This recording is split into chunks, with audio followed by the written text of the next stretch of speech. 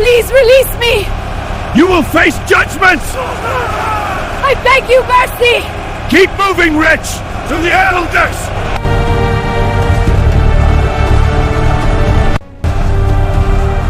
If any of you here is without sin, let him cast the first stone on her.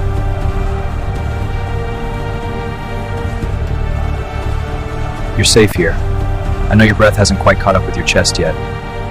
Can you tell me what was the loudest sound in that circle? The breathing. Not mine, I couldn't breathe. It was the breathing of the men. It was heavy, rhythmic, it sounded like hunger. And then, the sound of the stones being lifted. You don't realize how heavy a stone sounds until someone intends to break your life with it. You were caught in the very act. The law was clear, and the grip on those stones was tight. In that moment before he spoke, I saw their hatred and my own fear.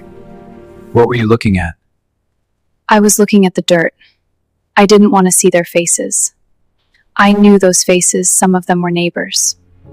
I just stared at the dust and thought, this is where I'm going to end. I felt the heat of the sun, and I felt like a piece of meat being used to trap a lion. I wasn't a person to them. I was just a case. And then he knelt down.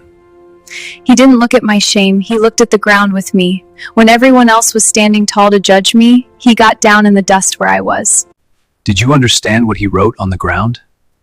I didn't see the words, but I felt the atmosphere shift. It went from a roar to a funeral. One by one, I heard the thud of the stones hitting the dirt. Well, oldest ones dropped theirs first. I remember the sound of their sandals retreating. It was the most beautiful silence I've ever heard. When he finally stood up and asked, "Woman, where are they? Has no one condemned you? What went through your heart?" I was overwhelmed with relief and gratitude. I felt his mercy. I realized for the first time that I was still alive.